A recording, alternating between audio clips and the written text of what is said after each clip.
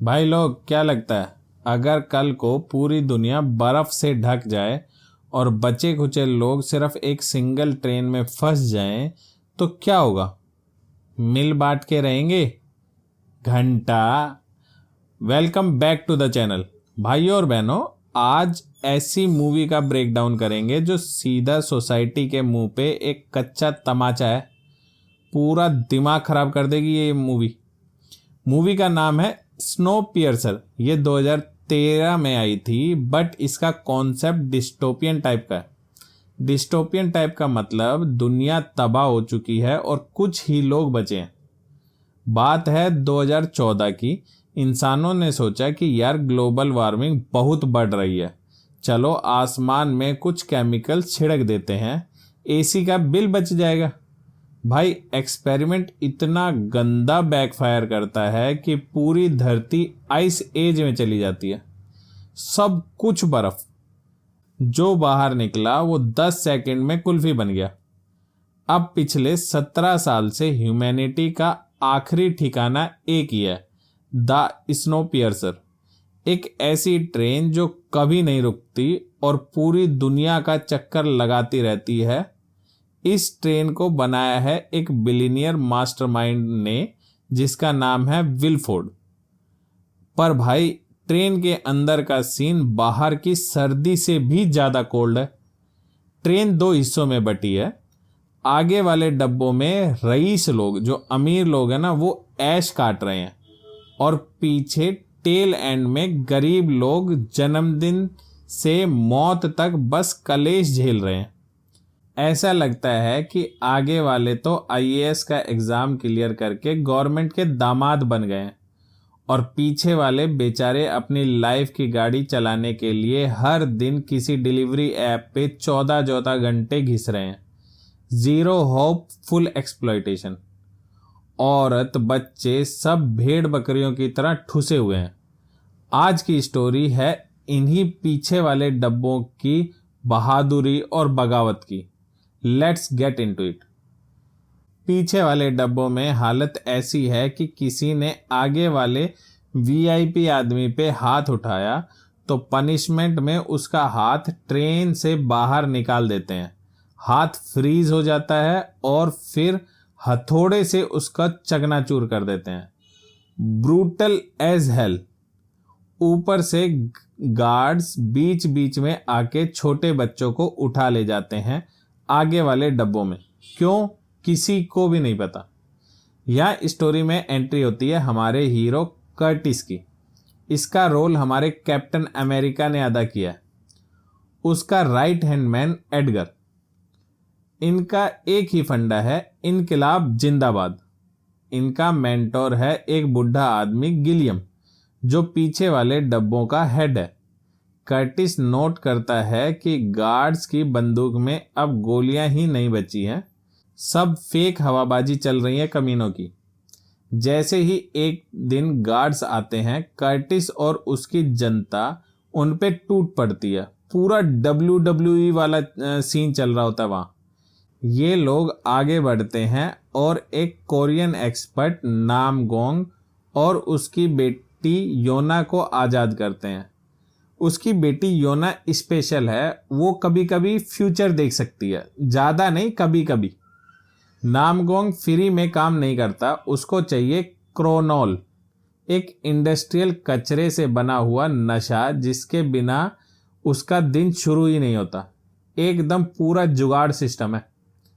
अब आते हैं मूवी के सबसे घिनौने सीन पे। भाई अगर तुम मेरी तरह सच में फूडी हो, जिसके लिए अच्छा खाना लाइफ का बेस्ट पार्ट है, तो ये सीन देख के तुम्हारी आत्मा रो देगी। पीछे वाले लोगों को सालों से खाने में एक काले रंग की जेली जैसी प्रोटीन ब्लॉक मिलती है।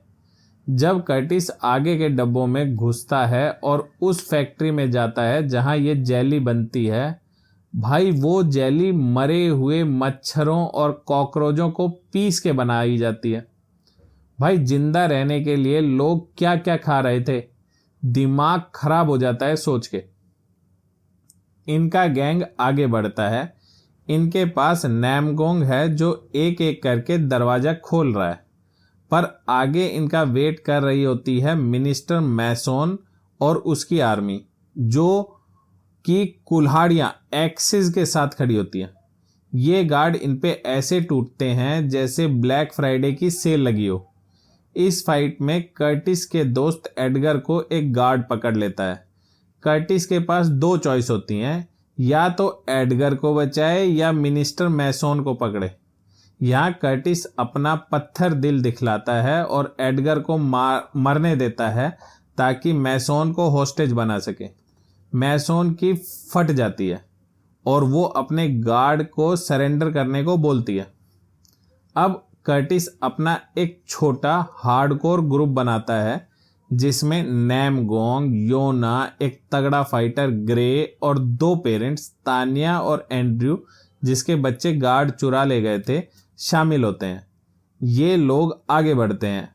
भाई साहब, आगे के डब्बे देखकर तो मेरी आंखें फटी की फटी रह गई।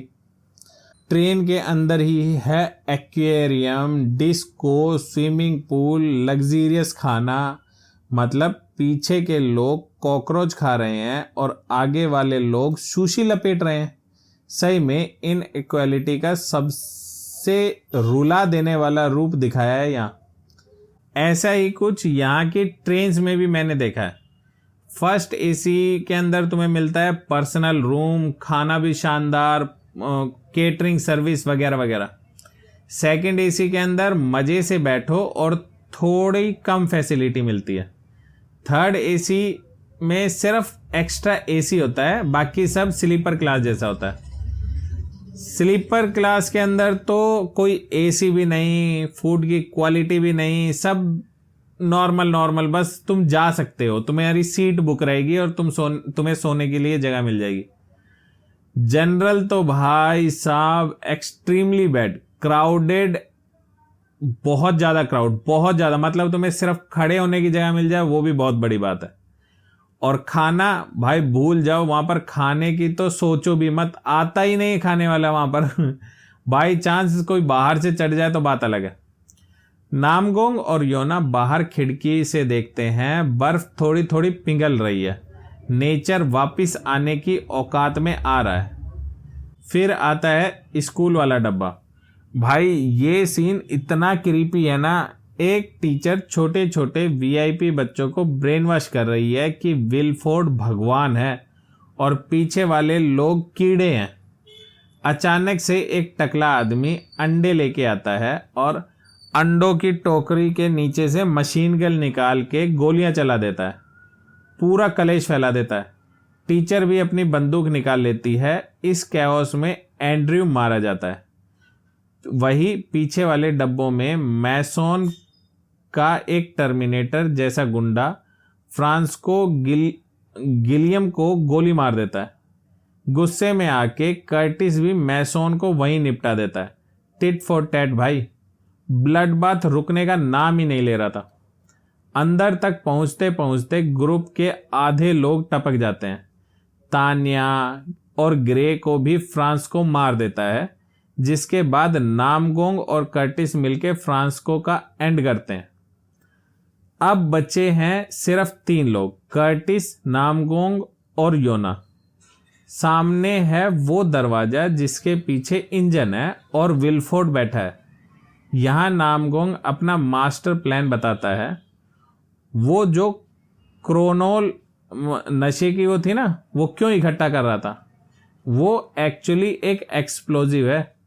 वो उसको बॉम्ब की तरह यूज करके ट्रेन का दरवाजा फोड़ना चाहता है, क्योंकि उसे लगता है कि बाहर अब लाइफ सरवाइव कर सकती है।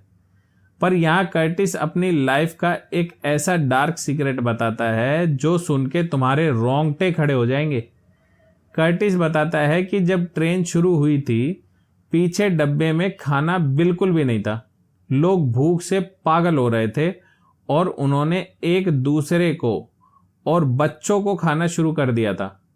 कर्टिस ने एक्चुअली एडगर, जो कि उस टाइम पे छोटा बच्चा था, उसकी माँ को मार दिया था और एडगर को खाने ही वाला था। तभी गिलियम ने आके अपना खुद का हाथ काट के कर्टिस को दे दिया था, ताकि कि वो बच्चे को छोड़ दे। क्या कह रहा चूतिया? भाई गिल्ट का लेवल देख रहे हो? कर्टिस इसलिए विलफोर्ड से बदला लेना चाहता है क्योंकि उसने इंसानों को जानवर बना दिया था। दरवाजा खुलता है और विलफोर्ड का असिस्टेंट कर्टिस को अंदर बुलाता है। विलफोर्ड सामने बैठा है, वीआईपी लाइफ, मस्त खाना, और यहाँ आता है मूवी का सबसे बड़ा प्लॉट ट्विस्ट। विलफोर्ड बताता है कि भाई ये जो बगावत तूने की है ना, ये सब प्री प्लान्ड थी। विलफोर्ड और तेरा मेंटोर गिलियम दोनों मिले हुए थे फोन पे। उनका प्लान ही यही था कि पीछे वालों को बगावत करने दो और आगे तक आने दो, और दोनों तरफ के लोग मरेंगे ताकि ट्रेन की पॉपुलेशन बैलेंस में रहे और रिसोर्सेज कम ना पड़े। भाई कर्टिस का तो वहीं पे सिस्टम हैंग हो गया। विलफोर्ड बोलता है कि मैं बूढ़ा हो गया हूं, आजा तू ट्रेन का नया मालिक बन जा। कर्टिस एक सेकंड के लिए मान भी जाता है, पर तभी योना दरवाजा खोल के अंदर आती है और एक जमीन का पट्टा हटाती है। अंदर क्या दिखता है? तानिया का छोटा बच्चा टिमी एक मशीन के अंदर फंसा हुआ है और एक ब्रोकन पुर्जे की जगह गुलाम की तरह कंटिन्यूअसली काम कर रहा है। विलफोर्ड इंजन चलाने के लिए छोटे बच्चों को स्पेयर पार्ट्स की तरह यूज कर रहा था। यह देख के कर्टिस का दिमाग सटक जाता है। वो विलफोर्ड को गुस्से में मारता है और अपना खुद का हाथ मशीन के गियर में डाल देता है ताकि टिमी को बाहर निकाल सके। उसका हाथ क्रश हो जाता है, बिल्कुल उसकी पनिशमेंट जैसा जो वो लोगों को देते थे। बाहर नामगोंग उस टर्मिनेटर फ्रांसिस्को से लड़ रहा होता है जो अभी तक मरा नहीं था। योना क्रोनोल बॉम्ब में आग लगा देती है। दरवाजा टूट चुका है और बॉम्ब फटने ही वाला है। आखिरी मोमेंट्स में कर्टिस और नामगोंग दोनों बच्चों योना और टिमी के ऊपर लेट जाते हैं ताकि ब्लास्ट से उन्हें बचा सके। और बूम! ब्लास्ट इतना भयानक होता है कि ट्रेन ट्रैक से उतर जाती है और पहाड़ के नीचे गिर के पूरी तरीके से तबाह हो जाती है। जब बर्फ की धूल छटती है तो हम देखते हैं कि योना और टिमी जिंदा बच गए हैं। वो ट्रेन से बाहर निकलते हैं। थोड़ी दूर पहाड़ी पर उन्हें एक पोलर बियर दिखता है। भाई इसका मतलब समझ रहे हो? लाइफ वापस आ रही है, अर्थ हील हो चुकी है। इंसानों को उस लोहे के डब्बे में घुट घुट के मरने की जरूरत नहीं थी। विलफोर्ड बस उन्हें कंट्रोल करके अपना पावर ट्रिप एंजॉय कर रहा था।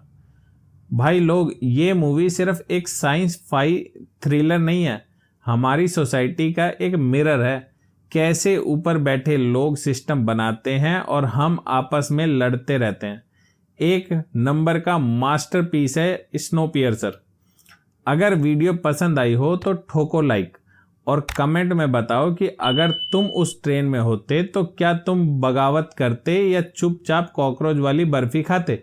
मिलते हैं अगली वीडियो में, तब तक के लिए कीप हसलिंग।